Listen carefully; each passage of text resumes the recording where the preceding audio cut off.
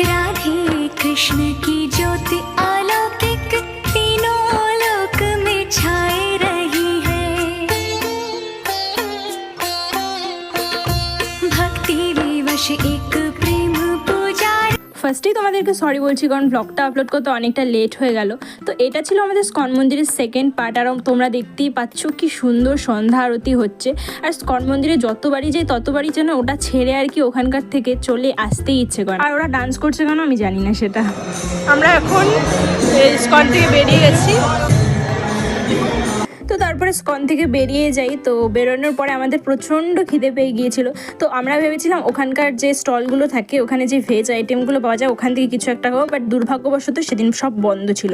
সেই জন্য আমরা একটা ক্যাফেতে গিয়েছিলাম। আর দেখতেই পাচ্ছ আমাদের অর্ডার চলে এসেছে।